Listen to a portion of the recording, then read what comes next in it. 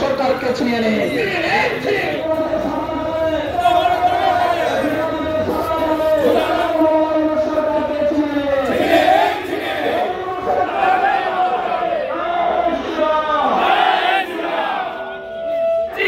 এই সাবরুম শহরে আমরা যতবারই বাংলাদেশে হিন্দু নির্যাতন হয়েছে আমরা প্রতিবারই বিক্ষোভ র্যালি পথসভায় আমরা মিলিত হয়েছি। কয়জন হিন্দু ভাই বোন আছেন যারা এই সনাতনীদের র্যালিতে অংশগ্রহণ করেছেন? আপনি আপনার বিভাগকে প্রশ্ন করুন। আপনি এখানে সুশৃঙ্খলভাবে ব্যবসা করতে পারছেন, রাস্তাঘাটে চলাফেরা করতে পারছেন, আপনার মেয়ের ভাইটা বোনটা ছাত্রছাত্রীগুলো রাস্তাঘাটে পড়াশোনা করতে পারছে।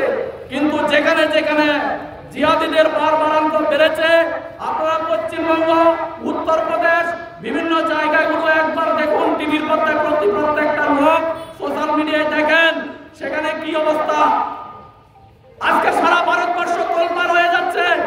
তার কারণ ওয়াকফ বোর্ডকে নিষিদ্ধ ঘোষণা করার জন্য বেশ কয়েকটি হিন্দু সংগঠনের ডিমান্ড, হয়তো সেই ওয়াকফ বোর্ডকে নিষিদ্ধ ঘোষণা করতে হবে, না হলে ব্যবহারিক যে সমস্ত সরকারি সম্পত্তি আছে, সরকারি জায়গা আছে, তার জন্য হিন্দুদেরও অনুরোধ একটা বোর্ড থাকতে হবে। আজকে নির্যাতিত হতে হতে হিন্দু সমাজ জাগরিত হয়েছে। বিভিন্ন জায়গায় আপনারা দেখেছেন, রংপুরে, চট্টগ্রামে, রমনা কালীবাড়ির সামনে বিভিন্ন মিছিলে বড় বড় র্যালি সংগঠিত হয়েছে। কার নেতৃত্বে? ইসকনের নেতৃত্বাধীন চিন্ময় কৃষ্ণ দাস প্রভুজির নেতৃত্বে, যিনি বাংলাদেশ সনাতন জোটের একজন মুখপাত্র। তার কথায় হাজার হাজার হিন্দু জনতা রাস্তায় নেমেছেন আর মিথ্যা মামলায় ফাঁসিয়ে এক চিন্ময় কৃষ্ণকে কারাগারে নিক্ষেপ করে হিন্দু সমাজকে দমন করা যায় না। এক চিন্ময় কারাগারে লক্ষ চিন্ময় রাস্তায় আজকে আন্দোলনে সামিল হয়েছে।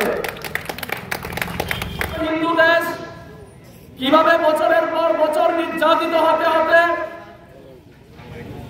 আজকের এই হিন্দু সমাজকে সেখানে সংখ্যাগরিষ্ঠ করে দিয়েছে, তার বড় প্রমাণ সারা বিশ্বে মনে হয় বাংলাদেশের মতো আর কোথাও নাই। আমাদের আপনাদের পূর্বপুরুষ যারা বাংলাদেশ থেকে খেয়ে এসেছেন লাভ আর ত্রিপুরা